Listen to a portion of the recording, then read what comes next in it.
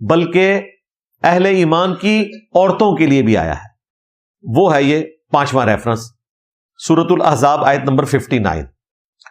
یا ایھا النبی، اے نبی صلی اللہ علیہ وآلہ وسلم، قل لازواجک، اپنی بیویوں سے فرماؤ، وبناتک، اور اپنی بیٹیوں سے، ونساء المؤمنین، اور مومنین کی عورتوں سے. تینوں کا ذکر آیا. ویسے تو بیٹیوں میں بھی امت کی بیٹیاں شامل تھی، کیونکہ نبی الاسلام امت کے روحانی باپ ہیں. النبی اولی بالمؤمنین من انفسہم وازواجہ امہاتہم، نبی مومنین کی جانوں سے بڑھ کر ان پر حق رکھتے ہیں، اور نبی کی بیویاں امت کی مائیں ہیں. لیکن یہاں پر تینوں کو الگ ذکر کیا. اپنی بیویوں سے کہو، اپنی بیٹیوں سے کہو، اور اس سے یہ بھی ثابت ہوا کہ نبی الاسلام کی ایک سے زیادہ بیٹیاں تھیں. اور مومنین کی عورتوں سے، یدنین علیہن من جلابیبہن، کہ وہ اپنی چادروں کا ایک حصہ اپنے منہ پر ڈال کر رکھیں.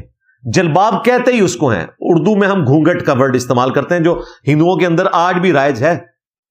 یعنی چادر کا حصہ یوں آگے لٹکا دینا جس میں صرف سامنے والا وہ حصہ نظر آئے، جس میں وہ چلتے ہوئے کوئی دقت محسوس نہ کریں.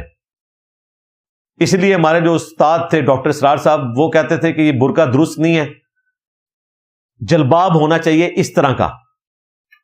اور اگر کسی نے برقع پہننا ہے تو وہ عورت ایک آنکھ کھول کے رکھے، ایک کو بند کرے، تاکہ اس کی آنکھوں کی خوبصورتی بھی ظاہر نہ ہو. لیکن یہ بہت غلو ہے، میں اس کے ساتھ ایگری نہیں کرتا. نہ یہ عورتوں نے جو دستانے پہنے ہوئے ہیں، وہاں جون جولائی کی گرمیوں میں بھی حرمین میں ایسی عورتیں ہیں، ان کے جذبے کو سلام ہے. لیکن یہ ایگزیجریشن والا ہی معاملہ ہے. ان کو کالے دستانے بنائے ہوتے ہیں، دھوپ میں بیچاری بیٹھی ہوتی ہیں، اور مکمل انہوں نے یہاں تک بھی انہوں نے آنکھوں کے اوپر بھی پتہ نہیں کیا کچھ چڑھایا ہوتا ہے. بہرحال یہ وہ چیز ہے جو آپ کی بیسک نیڈ ہے. آنکھیں کھول سکتے ہیں. جو ہمارا سب کانٹیننٹ کا برقع ہے، خواہ وہ بلیک کلر میں ہو، بلو کلر میں ہو، وائٹ میں ہو، براؤن میں ہو، جس طرح کا مرضی ہو، یا ایران کے اندر چادریں چلتی ہیں بڑی، کوئی بھی ہو، بہرحال چہرے کو ڈھانپا جائے. اگر کوئی نہیں بالکل کر سکتا اس طرح کا کام، تو ایٹ لیسٹ بڑی چادر اوپر لے کر میڈیکل ماسک یوز کر لے، بال ظاہر نہ ہو اس کے. تو اللہ تعالیٰ فرما رہا ہے کہ مومنین کی عورتوں سے بھی ساتھ فرماؤ، اپنی بیویوں اور بیٹیوں کے ساتھ ساتھ، کہ وہ اپنے چادروں کا کچھ حصہ اپنے چہرے پر ڈال کے رکھیں. ذالک ادنیٰ ان یعرفن فلا یؤذین، یہ ایک ایسا طریقہ ہے جس کے ذریعے وہ پہچانی جائیں گی کہ مسلمانوں کی عورتیں ہیں، انہیں تکلیف نہیں دی جائے گی. بیسیکلی اس کے پیچھے ایک واقعہ بھی ہے کہ یہودیوں نے اس طریقے سے ایک مسلمانوں کی عورت کو چھیڑا تھا، اور اس کے بعد پھر لڑائی ہوئی، اس میں ایک انصاری صحابی بھی شہید ہو گئے. ظاہر ہے کسی واقعے کے اوپر ہی پھر آیات نازل ہوتی ہیں.